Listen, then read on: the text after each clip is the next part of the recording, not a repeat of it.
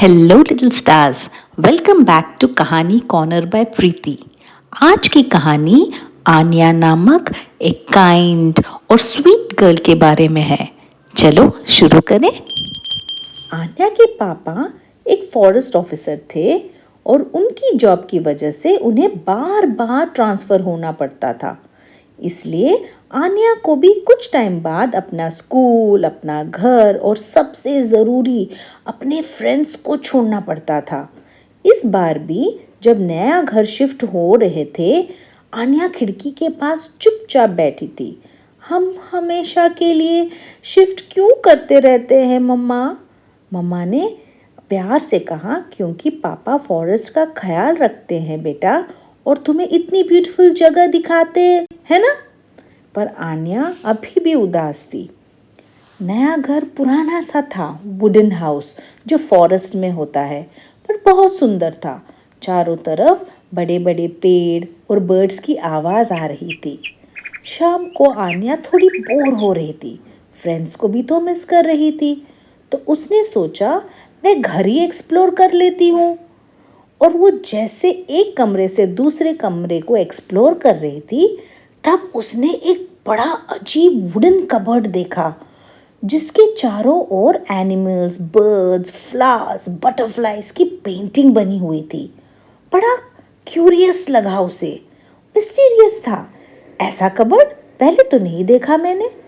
फिर उसने धीरे से कबर्ड का डोर ओपन किया और अचानक आवाज आई।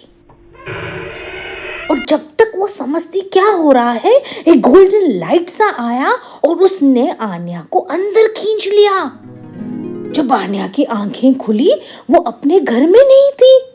वो एक मैजिकल जंगल में आ चुकी थी, जहां ग्लोइंग फ्लावर्स, चमकते हुए लीव्स और कलरफुल बटरफ्लाइज उड़ रहे थे।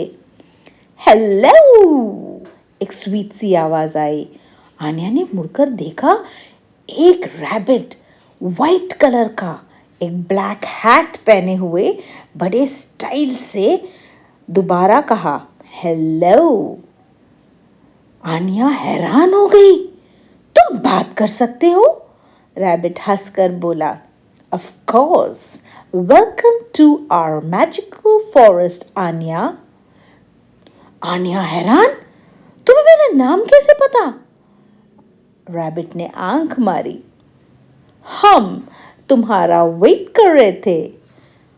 रैबिट आन्या को जंगल घुमाने ले गया। थोड़ी देर में उसने एक डियर, एक नॉटी स्क्विरल, एक वाइस टॉर्टॉइस, एक एलिफेंट, टाइगर, जिराफ, सारे एनिमल से दोस्ती हो गई। आन्या खूब एंजॉय करने लगी उनके साथ। म्यूजिक चल रहा था, सब डांस कर रहे थे, पार्टी चल रही थी। ऐसे लग रहा था सब आन्या को वेलकम करने के लिए आ गए हैं। आन्या हैरान थी, ये सपना है या सच? बट इतना मजा आ रहा था कि आन्या भी उनके साथ एंजॉय करने लगी। तभी आन्या को एक छोटी सी आवाज सुनाई दी, हेल्प हेल्प। आन्या थोड़ा सा घबरा गई, क्या हो रहा है? और वो जैसे हेल्प आवाज की तरफ जाने लगी, उसने देखा एक छोटी सी बर्ड हर्ट थी। वो उड़ नहीं पा रही थी। हो नो! आन्या तुरंत उसके पास गई। एनिमल्स टेंशन में आ गए। आन्या ने सॉफ्टली कहा, डोंट वरी, मैं हेल्प करती हूँ। उसने पापा से सीखी हुई बातों को याद किया। बर्ड के विंग को क्लीन किया, लीव्स से बैंडेज बनाया और उसके पास बैठी रही। समटाइम्स सिर्फ केयर और दोस्ती की ज़रूरत होती है आन्या, पापा ने कहा था। यह बात उसे याद आई और उसने बर्ड का पूरा ख्याल रखा। थोड़ी देर बाद बर्ड ने अपने विंग्स फ्लैप किए और उड़ गई। सब एनिमल्स खुश हो गए। थैंक यू आन्या, सबने मिलकर कहा। आन्या भी खुश थी। काफ़ी दिनों बाद उसने इतना अच्छा फील किया था। सूरज ढलने लगा, तब रैबिट वापस आया। अब तुम्हें घर जाना होगा आन्या, उसने जेंटली कहा। पर मुझे यहाँ से नहीं जाना, मुझे बड़ा मज़ा आ रहा है, मेरे दोस्त भी तो बन गए।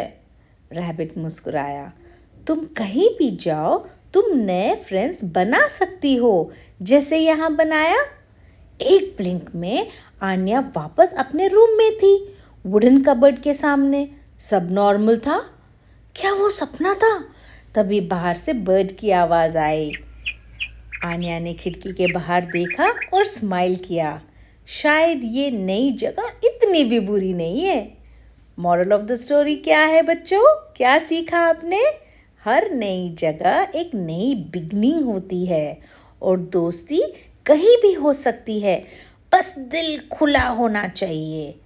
Make new friends, enjoy life और सबसे इम्पोर्टेंट बात, love your animals, be kind to them. Okay? हर कहानी में होती है थोड़ी सी मैजिक और एक प्यारी सी सीख। फिर मिलेंगे एक और दिलचस्प कहानी के साथ बहुत ही जल्दी। अब सो जाइए। Have a wonderful night and sweet dreams. Bye bye from Kahani Corner by Preeti.